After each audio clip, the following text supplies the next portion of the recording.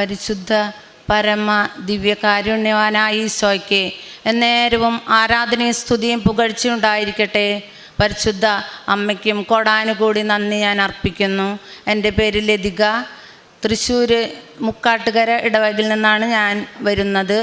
ഞാൻ 13/8/2022 മുതൽ തുടർച്ചയായിട്ട് ഉടമ്പടി എടുത്ത് പുതുക്കി പോണൊരു ഹിന്ദു നായർ സമുദായത്തിൽപ്പെട്ട വ്യക്തിയാണ്.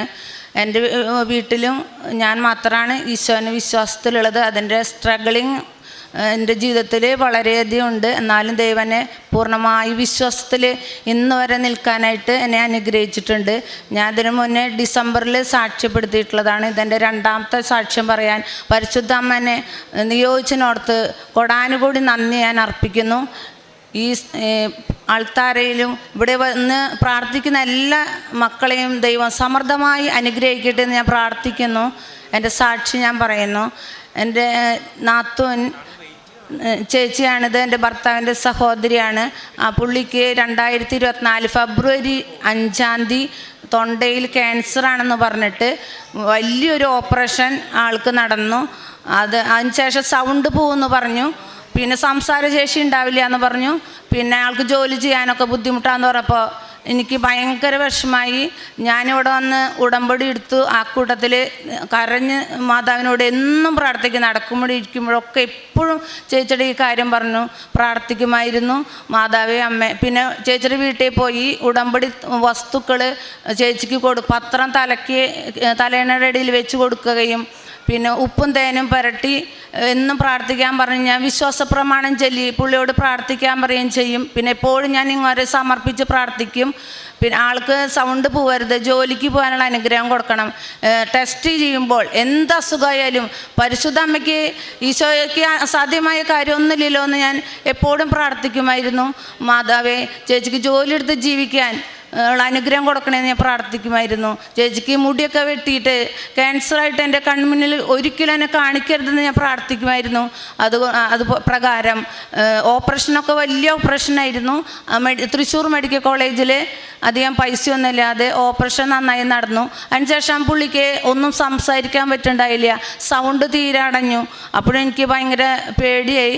ഞാൻ വീണ്ടും അമ്മയോട് പ്രത്യേകമായി പ്രാർത്ഥിച്ചുകൊണ്ടിരുന്നു. അത് കഴിഞ്ഞ് പിന്നെ ടെസ്റ്റിന് കൊടുത്തു, ബയോപ്സിക്ക് കൊടുത്തു.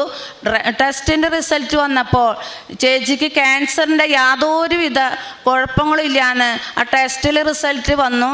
ഈശോയ്ക്കും പിതാവായ ദൈവത്തിന് പുത്രനായ ഈശോയ്ക്കും പരിശുദ്ധ അമ്മയ്ക്കും കൊടാനുകൂടി നന്ദി അർപ്പിക്കുന്നു.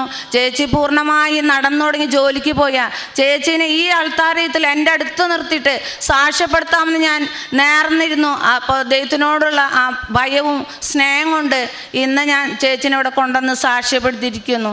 പിതാവായ ദൈവത്തിനും പുത്രനായ ഈശോയ്ക്കും പരിശുദ്ധാത്മാവിനും നന്ദി പറയുന്നു. യേശുവേ സ്തോത്രം, യേശുവേ നന്ദി. 2ാമത്തെ സാക്ഷ്യം എന്ന് പറഞ്ഞു കഴിഞ്ഞാൽ എൻ്റെ ഭർത്താവിന് 20 വർഷമായിട്ട് കാലിൻ്റെ ഇടയിലൊരു മുറിവുണ്ടായിരുന്നു. അത് പല മരുന്നുകളും എല്ലാം ചെയ്തിട്ടും ഒരു കുറവുണ്ടായിരുന്നില്ല. കഴിഞ്ഞ 28-30 കഴിഞ്ഞ മാസം മെയ് 30 ഇവിടെ വന്നിട്ട് ഉടമ്പടി പുതുക്കി പോയപ്പോൾ വീട്ടിൽ ചെന്നപ്പോൾ എനിക്ക് ആളുടെ കാല് പെട്ടെന്ന് ഞാൻ കാണാനിടയായി. ഭയങ്കര ഇങ്ങനെ ഒരു നിറവ്യത്യാസം, വൈറ്റ് കളറായിട്ട്. അപ്പം ഞാൻ മാതാവിനോട് ചേട്ടനോട് പറഞ്ഞു, ചേട്ടൻ നമുക്ക് വിശ്വാസ പ്രമാണം ചൊല്ലി ഉപ്പ് തേൻ വിശുദ്ധ തൈലം മിക്സ് ചെയ്തിട്ട് ഞാൻ പുരട്ടി പ്രാർത്ഥിച്ചു. വിശ്വാസ പ്രമാണം ചൊല്ലി പ്രാർത്ഥിച്ചു. ചേട്ടനോട് ഞാൻ ജോലിക്ക് പോണ വ്യക്തിയാണ്, ഞാൻ ജോലിക്ക് പോയാലും നിങ്ങൾ 3 നേരം വിശ്വാസ പ്രമാണം ചൊല്ലി ഇത് പുരട്ടാൻ പറഞ്ഞു. അത് പുരട്ടി പ്രാർത്ഥിച്ച് ഒരാഴ്ച കഴിഞ്ഞില്ല. പിന്നെ ഞാൻ കാലം നോക്കുമ്പോൾ പൂർണ്ണമായും മാറാതെ ഭയങ്കര ഡ്രൈ ആയിട്ട് ഇരിക്കുന്നു. ഇപ്പോഴൊരു കുഴപ്പമില്ലാണ്ട് ആൾ സുഖപ്പെട്ടു. പിന്നെ ഉടമ്പടി വസ്തുക്കളെന്നും എൻ്റെ ഭർത്താവിൻ്റെ നെറ്റിൽ ഞാൻ പുരട്ടി പ്രാർത്ഥിച്ചതിൻ്റെ ഫലമായി പ്രഷർ, ഷുഗർ, കൊളസ്ട്രോളൊക്കെ നോർമലായിട്ട് പോകുന്നു. പിന്നെ എനിക്ക് ജോലി കാരണം എനിക്ക് രോഗികളെ പോയി കാണാനായിട്ട് സാധിക്കില്ല. ജോലി സ്ഥലത്ത് എപ്പോഴും ഞാൻ പ്രാർത്ഥിക്കും. 2:30 പ്രാർത്ഥിക്കും, 3 മണിക്ക് കരുണക്കൊന്ത പ്രാർത്ഥിക്കും, വെളുപ്പിന് 5:30 ഞാൻ പ്രാർത്ഥിക്കും. അങ്ങനെയൊക്കെയാണ് എൻ്റെ പ്രാർത്ഥന. പിന്നെ ഈ ഉടമ്പടി മെയ് 30-ാം തീയതി ഉടമ്പടി എടുത്ത് പോയതിന് ശേഷം എല്ലാ ഞായറാഴ്ചകളിലും ഞാൻ എത്ര റിസ്ക് എടുത്തിട്ടായാലും ഞായറാഴ്ചകളിൽ കുർബാന കാണാനായിട്ട് പള്ളിയിൽ പോകാറുണ്ട്. ഇത്തിരി അകലുണ്ടായാലും ഏതടുത്തായാലും ഞാൻ ഓട്ടോ പിടിച്ച് കുർബാനയ്ക്ക് പോയില്ലെങ്കിൽ എനിക്ക് ഭയങ്കര മനസ്സാക്ഷി കുത്ത്, എന്തോ വലിയ തെറ്റ് ചെയ്ത പോലെ. അപ്പോൾ അതുകൊണ്ട് ഞാൻ കുർബാനയ്ക്ക് പോകാറുണ്ട്. കഴിഞ്ഞ ഞായറാഴ്ച പോലും പോയി. അങ്ങനെ ഈ ഒരു ഉടമ്പടി എടുത്തതിന് ശേഷം അങ്ങനെ ഒരു അനുഗ്രഹം ദൈവം എനിക്ക് തന്നു.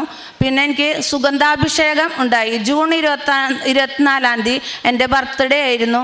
അപ്പോൾ എൻ്റെ അമ്മ എന്നോട് പറഞ്ഞിട്ടുണ്ടായിരുന്നില്ല ഞാൻ എൻ്റെ ഡേറ്റ് ഓഫ് ബർത്ത് എന്നാണ്. 24/5/73 എൻ്റെ ഡേറ്റ് ഓഫ് ബർത്ത് SSLC ബുക്കിലൊക്കെ. അപ്പോൾ അതെൻ്റെ ശരിയായിട്ടുള്ള ഒരു ഡേറ്റ് ഓഫ് ബർത്ത് അല്ലാന്ന് എനിക്കറിയാം. അപ്പോൾ ഞാൻ മാതാവിനോട് പ്രാർത്ഥിച്ചു, ജൂൺ 24-ാം തീയതിയുടെ 23-ാം തീയതി മാതാവേ എൻ്റെ ഡേറ്റ് ഓഫ് ബർത്ത് 24-ാം തീയതി ആണെങ്കിൽ എനിക്ക് അമ്മ ഒരു അടയാളം കാണിച്ചു തരണം എന്ന് പറഞ്ഞു. അപ്പോൾ ജൂൺ 24-ാം തീയതി രാവിലെ 6:30 സമയത്ത് രാവിലെ ഭയങ്കരമായിട്ട് മുല്ലപ്പൂവിൻ്റെ സുഗന്ധം ഞാൻ ജോലി ചെയ്യുന്ന ഹോസ്റ്റലിൻ്റെ ഫ്രണ്ട് ഭാഗത്ത് അങ്ങനെ തളം കെട്ടി നിന്നു. അപ്പോൾ ഞാൻ അവിടെ മുട്ടുകുത്തി. ഭയങ്കര പരിശുദ്ധാത്മാവിൻ്റെ മനസ്സിൽ സന്തോഷം വന്നു. ഞാൻ എന്നിട്ട് പ്രാർത്ഥിച്ചു. പിന്നെ ഒരു 2-3 പ്രാവശ്യം ഒരു ദിവസം വീട്ടിലേക്ക് കയറി ചെല്ലുമ്പോൾ അങ്ങനെ ഒരു സുഗന്ധം എനിക്ക് അനുഭവപ്പെട്ടു. പിന്നെ ഇന്നലെ ഞാൻ ഉപവാസമായിരുന്നു. അപ്പോൾ എനിക്ക് റോസാപ്പൂവിൻ്റെ സുഗന്ധമാണ് അനുഭവപ്പെട്ടത്. രാവിലെ മുതൽ ഇങ്ങനെ ഭയങ്കര റോസാപ്പൂവിൻ്റെ, ഞാൻ ജോലി ചെയ്യണ റൂമിൽ മുഴുവൻ റോസാപ്പൂവിൻ്റെ ഇങ്ങനെ സ്മെല്ല് എനിക്ക് അനുഭവപ്പെട്ടു. അത് വലിയൊരു അനുഗ്രഹമായിട്ട് ഞാൻ കാണുന്നു. മാതാവിന് 1000 നന്ദി. പിന്നെ എൻ്റെ മകളുടെ വീട് പണിത് കൊടുക്കലാണ് അവളുടെ ഭർത്താവിന് ജോലി. അപ്പോൾ കുറേ വീട് പണിതിട്ടിട്ടുണ്ടായിരുന്നു. അപ്പോൾ 2 വീട് കച്ചവടം അവിടെ അർജൻറ്റായിട്ട് അവർക്ക് ഭയങ്കര ബുദ്ധിമുട്ടായിരുന്നു. അപ്പോൾ ഞാൻ പോയി ഇവിടുത്തെ ഉടമ്പടി ഉപ്പ് അവരുടെ വീട്ടിൽ കൊണ്ടുപോയി ഇടുകയും എന്നും അത് സമർപ്പിച്ച് പ്രാർത്ഥിക്കുകയും ചെയ്യുമായിരുന്നു. ഈ 22-ാം തീയതി അതിലത്തെ ഒരു വീട് കച്ചവടമാവുകയും അഡ്വാൻസ് കിട്ടുകയും ചെയ്തു. പിന്നെ അടുത്ത ഒരു കാര്യം എന്ന് വിചാരിച്ചാൽ, എൻ്റെ കൂടെ ജോലി ചെയ്യുന്ന രാഗി എന്ന് പറഞ്ഞ മകൾ മുസ്ലിമാണ്. അവളുടെ കുട്ടി വീണിട്ട് കൈ ഒടിയെ എന്തോ കയ്യിന് ഫ്രാക്ചറൊക്കെ ഉണ്ടായി. അപ്പം ജൂബിലി മിഷൻ ഹോസ്പിറ്റലിൽ കൊണ്ടുപോയപ്പോൾ ഡോക്ടർ പറഞ്ഞു അത് ഓപ്പറേഷൻ ചെയ്യണം, 50,000 രൂപ വേണമെന്ന് പറഞ്ഞു. അപ്പോൾ അവൾക്ക് തീരെ പൈസയ്ക്ക് ബുദ്ധിമുട്ടായതുകൊണ്ട് ഞാൻ വേഗം നീ പേടിക്കേണ്ട, നിൻ്റെ മോനൊന്നും ഉണ്ടാവില്ല, ഇവിടെ ഇരിക്കുകയെന്ന് പറഞ്ഞ് ഞാൻ മുട്ടുകുത്തി മാതാവിൻ്റെ ഫോട്ടോ എൻ്റെ റൂമിൽ വെച്ചിട്ടുണ്ടായിരുന്നു. പ്രാർത്ഥിച്ച് തൈലം നിൻ്റെ മകൻ്റെ ഏത് കയ്യിലാണോ ഒടിവ് വന്നത് ആ കൈ കാട്ടാൻ പറഞ്ഞു. കയ്യിൽ അവൾ കുരിശ് വരച്ച് പ്രാർത്ഥിച്ച് പറഞ്ഞു വിട്ടു. വിശുദ്ധ തൈലം പുരട്ടിയാണ് ഞാൻ പ്രാർത്ഥിച്ചത്. പിറ്റേ ദിവസം അവർ തൃശ്ശൂർ മെഡിക്കൽ കോളേജ് ഹോസ്പിറ്റലിൽ പോയപ്പോൾ ഡോക്ടർ പറഞ്ഞു ഓപ്പറേഷൻ ചെയ്യേണ്ട ആവശ്യമൊന്നുമില്ല, പ്ലാസ്റ്റർ ഇട്ടാൽ മതി എന്ന് പറഞ്ഞു. ഇപ്പോൾ 2ാമത്തെ പ്ലാസ്റ്റർ ഇട്ട് അങ്ങനെ റെസ്റ്റ് ചെയ്തിരിക്കണം ആ കുട്ടി. അതൊരു സാക്ഷ്യം. പിന്നെ എനിക്ക് ഈ മാസം ഫസ്റ്റ് വീക്കിൽ വീണ്ടും ബ്ലീഡിങ് ഉണ്ടായി. ഒരു വട്ടം വന്നിട്ട് ഉടമ്പടി തൈലമൊക്കെ പുരട്ടിയിട്ട് മാറിയതായിരുന്നു. ഭയങ്കര ബ്ലീഡിങ് ആയിരുന്നു. അത് ഞാൻ സാക്ഷ്യം മുന്നേ പറഞ്ഞിട്ടുള്ളതാണ്. ബ്ലീഡിങ് വന്നപ്പോൾ എൻ്റെ ഒരു ഉടമ്പടിയിൽ ഇപ്രാവശ്യം എനിക്ക് എപ്പോഴും ഉറക്കം വരിക, കൊന്തെത്തിക്കാൻ വൈകുക. 5:30 കൊന്തെത്തിക്കുമ്പോൾ ചിലപ്പോൾ 6 മണിയാവും. അങ്ങനെ പിന്നെ എന്നും 7:30 എനിക്ക് മനസ്സുകൊണ്ട് ആഗ്രഹമുണ്ട് പ്രാർത്ഥിക്കണം. കുടുംബ പ്രാർത്ഥന ഞാൻ ചെല്ലാറുണ്ട്. എന്നും കൊന്തെത്തിക്കാണ്ട് ഞാൻ ഉറങ്ങാറില്ല, ബൈബിൾ വായിക്കാണ്ട് ഉറങ്ങാറില്ല. ഭയങ്കര കുറ്റബോധമാണ്. അതുകൊണ്ട് അത് ചെയ്തിട്ട് ഞാൻ എത്ര വൈകിട്ടായാലും ഉറങ്ങാറുള്ളൂ. എത്ര ഉറക്കം വന്നാലും പോയി മുഖം കഴുകി പ്രാർത്ഥിച്ചതിന് ശേഷം ഞാൻ കിടക്കാറുള്ളൂ.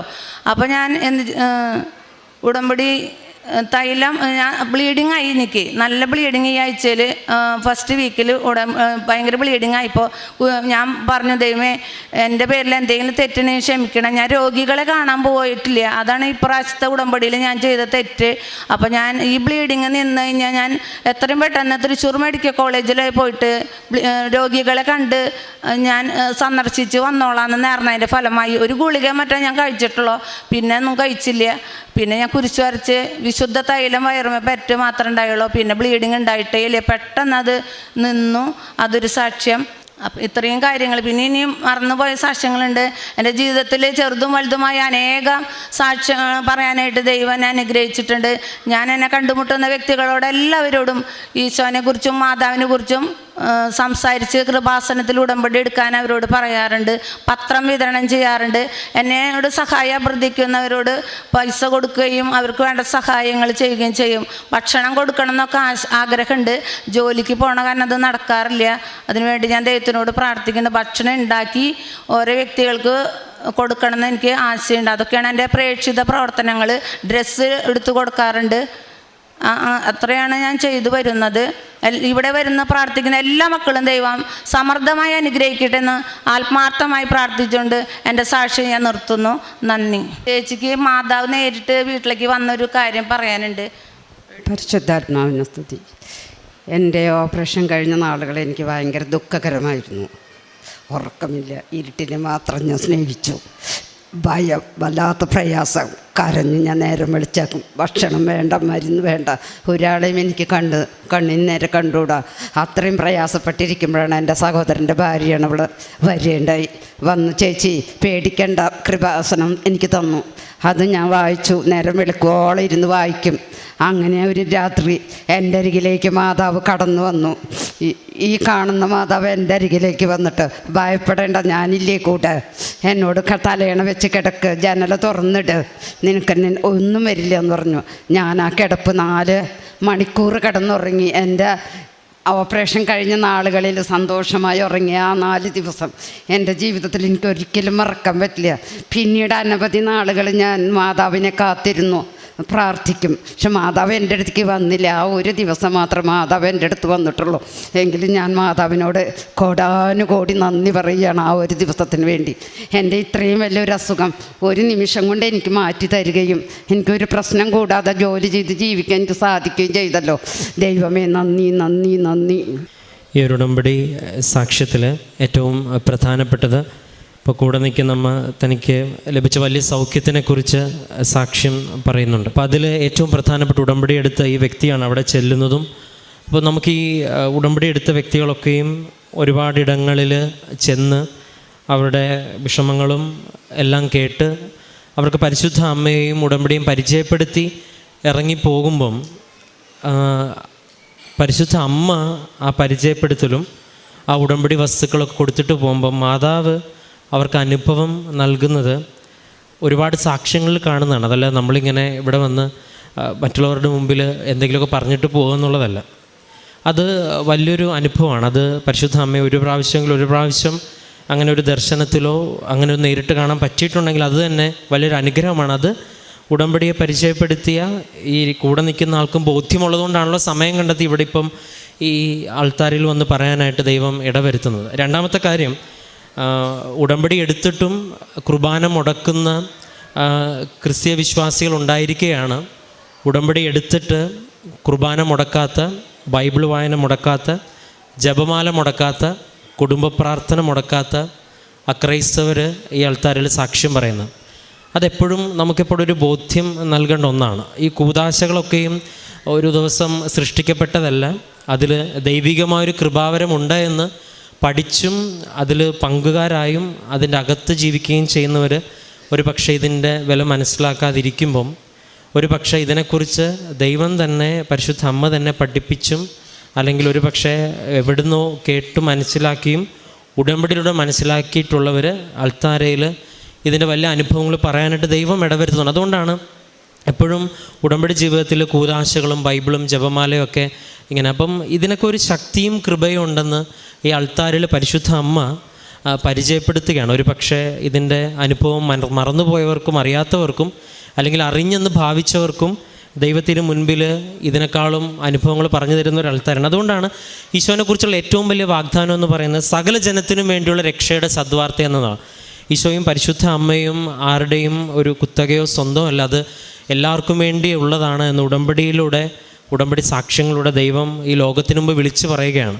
ഒരു പക്ഷേ ജപമാലയെക്കുറിച്ചും ബൈബിളിനെക്കുറിച്ചും കൂദാശകളെക്കുറിച്ചും ഇവിടെ പറഞ്ഞിട്ടുള്ള ഏറ്റവും വലിയ സാക്ഷ്യങ്ങളൊക്കെ പറഞ്ഞിട്ടുള്ളത് ഒരു പക്ഷേ ഉടമ്പടി എടുത്തിട്ട് ഇതൊക്കെ പിന്നീട് കണ്ടറിഞ്ഞവരും കുർബാന എന്താണെന്ന് വ്യക്തമായിട്ട് ഒരു ക്ലാസ് ലഭിക്കാത്തവരും കുർബാനയെക്കുറിച്ച് ഇവിടെ അനുഭവങ്ങൾ പറയുന്നുണ്ട്. അപ്പം ഈ അനുഭവം ഒരു തലം, ഇതിനെക്കുറിച്ച് പഠിക്കുക, പണ്ട് ശീലിക്കുന്നത് രണ്ടാമത്തെ തലമാണ്. ഈ അനുഭവമാണ് ഏറ്റവും പ്രധാനപ്പെട്ടതെന്നുള്ളത് ഈ ഉടമ്പടി സാക്ഷ്യങ്ങൾ തെളിയിക്കുന്നുണ്ട്. അപ്പം ഈ ഓരോ സാക്ഷ്യങ്ങൾ കേൾക്കുമ്പം നമ്മൾ ഓൾറെഡി ഈ പ്രാർത്ഥനയിലും ജപമാലയൊക്കെ ചൊല്ലുന്നവരാണ് എങ്കിൽ ഉടമ്പടിയിൽ നിലനിൽക്കുമ്പോൾ ഈ ഒരു അഭിഷേകത്തിന് വേണ്ടി പ്രത്യേകം പ്രാർത്ഥിക്കണം. കാരണം ക്രിസ്തു ഒരു വ്യക്തിയെ തിരഞ്ഞെടുക്കുമ്പോൾ അത് എപ്പോഴും ഒരു കൂദാശയെക്കുറിച്ചും ജപമാലയെക്കുറിച്ചും ബൈബിളിനെയൊക്കെ മാറ്റി നിർത്തിക്കൊണ്ട് ഒരു ദൈവാനുഭവം ലഭിക്കുക സാധ്യമാണ്. പക്ഷേ അത് വളരെ ചുരുങ്ങിയ ഒരു സാധ്യതയാണ്. ഇനി അങ്ങനെ ഒരു അനുഭവം സാധ്യമായാലും സ്വാഭാവികമായിട്ടും ദൈവാനുഭവത്തിൻ്റെ കൂദാശയിലേക്കും വചനത്തിലേക്കും ജപമാലയിലേക്കും ഒരു വ്യക്തി വന്നു ചെന്ന് നിൽക്കും എന്നുള്ളതാണ്. ഏറെ പ്രത്യേകിച്ച് ഇങ്ങനെയുള്ള ഒരുപാട് സാക്ഷ്യങ്ങൾ ഒരു വിശ്വാസത്തിൽ നിൽക്കുന്ന ഒരാളെന്ന നിലയിൽ, അല്ലെങ്കിൽ ക്രിസ്തീയ ജീവിതത്തിൽ നിൽക്കുന്ന ഒരാളെന്ന നിലയിൽ നമുക്ക് എല്ലാവർക്കും ഒരു പ്രചോദനമാവണം, ഒരു കൃപയ്ക്ക് കാരണമാകണം. അപ്പം പരിശുദ്ധ അമ്മ ഇതുപോലെ ജീവിതത്തിൽ നൽകുന്ന അനുഭവങ്ങളെ ഓർത്തും, അപ്പോൾ ഈ മകൾ പ്രാർത്ഥിക്കും, മറ്റുള്ളവർക്ക് അനുഭവം ലഭിക്കുന്നു, എല്ലാ സമയത്തും സുഗന്ധാഭിഷേകം ലഭിക്കുന്നു, പ്രാർത്ഥിക്കാതെ പ്രാർത്ഥനയിൽ അനുഭവം ലഭിക്കുന്നു. ഇത്തരത്തോളം അനുഭവമുള്ളൊരു വ്യക്തിയായിട്ട് വളരാനായിട്ട് ഉടമ്പടി സഹായിക്കുന്നുണ്ടെങ്കിൽ അതാണ് ഏറ്റവും വലിയ അത്ഭുതം. അപ്പോൾ നമുക്ക് നമ്മുടെ പ്രാർത്ഥനയിൽ കൂടുതൽ വിശ്വസ്തതയുള്ളവരാവാം, അഭിഷേകമുള്ളവരായി മാറുവാനായിട്ട് ഈ സാക്ഷ്യങ്ങൾ സഹായിക്കട്ടെ എന്ന് പ്രാർത്ഥിക്കുന്നു. നമുക്ക് കരങ്ങളടിച്ച് ദൈവത്തിൻ്റെ നാമം മഹത്വം